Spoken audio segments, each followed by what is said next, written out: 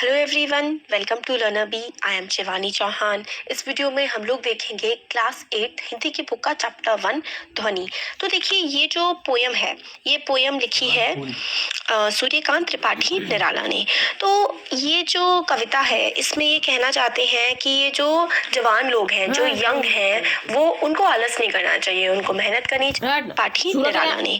तो ये जो कविता है, इसमें ये कहना चाहते हैं कि ये जो जवान लोग हैं, जो यंग हैं, वो उनको आलस नहीं करना चाहिए, उनको मेहनत करनी चाहिए और मेहनत से अपने जीवन में आगे बढ़ने की कोशिश करनी चाहिए। मेनली जो सार है इस कविता का वो यही है।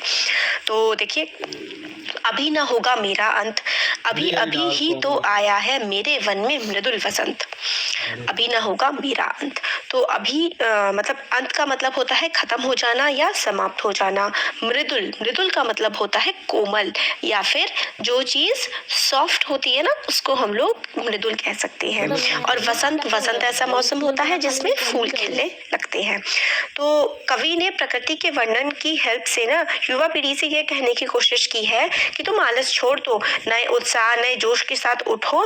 देखो प्रकृति में कैसे फूलों की भरमार लगी है, हर तरफ फूल है, हर तरफ खुशबू है। इसलिए जो है, अभी मेरा अंत नहीं आया है, अभी आपका अंत नहीं आया है। कवि ये कहना चाहते हैं कि जीवन में वसंत की शुरुआत हो चुकी है, इसलिए उत्साह से उठो, जागो और अपना काम करो। तो वही कवि यही कहना चाहते हैं कि अंत नहीं आया है और जीवन में अमृत रूपी वन है और वसंत रूपी यौवन आया है। अभी अभी तो नया जीवन आया है, जीवन का अंत नहीं हुआ है, क्योंकि आशावादी लोग जो है उनके साथ हमेशा जीवन में नई शुरुआत होती रहती है। तो वही है कि अमृत रूपी जो यौवन है, जो उत्साह है, इसको हमें हमारे में जो एनर्जी है, उस एनर्जी को हमें हर तरफ खुशबू की तरह फैला देना चाहिए और उत्साह के साथ अपना जीवन जीना चाहिए और कार्य करने चाहिए। आगे है, देखिए इसमें, हरे हरे ये पात, डालियां कलियां कोमल गात, मैं ही अपना स्वप्न मधुर कर फेरूंगा निंदित कलियों पर, जगह एक प्रत्युक्ष मनोहर। तो देखिए, पात, पात का मतलब होता है पत्ता, या फिर आप लीफ बोल सकते हैं। गात, गात जो है इसका मतलब होता है शरीर, ठीक है। और स्वप्न, स्वप्न का मतलब होता है सपना। मृदुल, मृदुल का मतलब होता है, वही हमने देख लिया ना, सॉफ्ट है ना। तो मृदुल कर, मृदुल कर का क्या मतलब होता है? सॉफ्ट या फिर अच्छे से हाथ। कलियां, जो छोटी छोटी कलियां होती है ना फूलों की। प्रत्युक्ष, प्रत्युक्ष का मतलब होता है सवेरा, मॉर्निंग।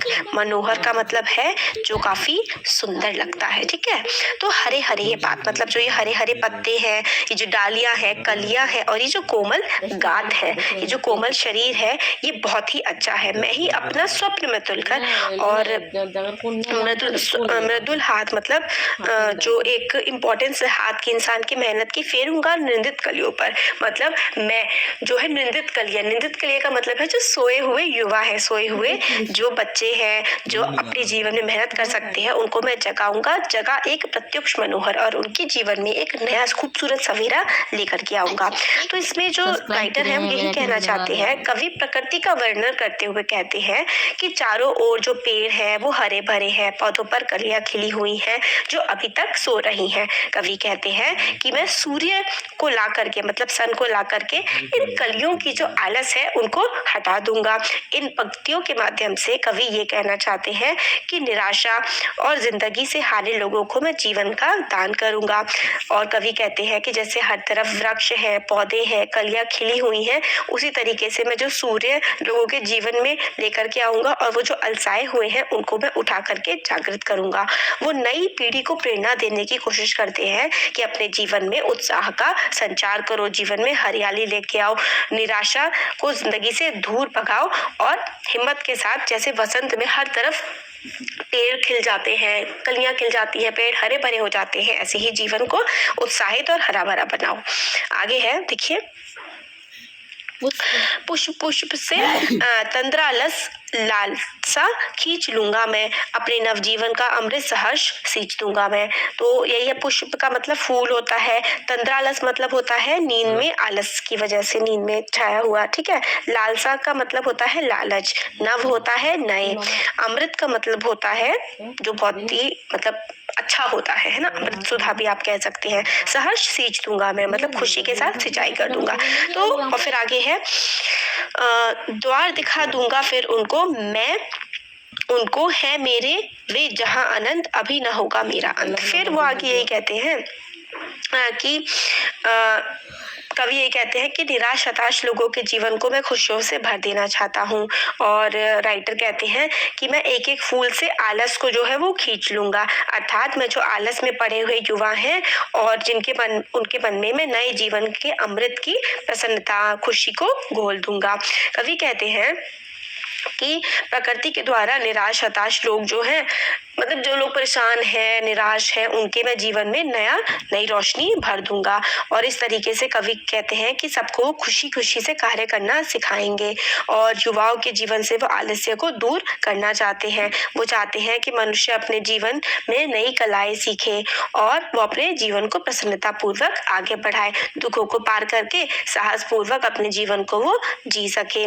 कवि कहते हैं जो ईश्वर को प्राप्त करते हैं उनका अंत नहीं होता, बल्कि उनकी तो नए जीवन की शुरुआत होती है। कि मेरा, और वो आगे यही कहना चाहते हैं कि मेरा जो है अंत नहीं होगा, मैं अपना अंत नहीं होने दूंगा। मैं जो अपनी ये जो भावना है, उत्साहित भावनाएं जो है वो मैं अपनी नई पीढ़ियों में, जो नई आने वाली पीढ़ियां है ना, उनको मैं ये भावना दे करके जाऊंगा और उनको एक नई राह दिखाऊंगा। और उस नई राह पर चलने से उनका अंत, इस प्रकृति का, इस सृष्टि का और एक मेहनत का अंत मैं कभी भी नहीं होने दूंगा।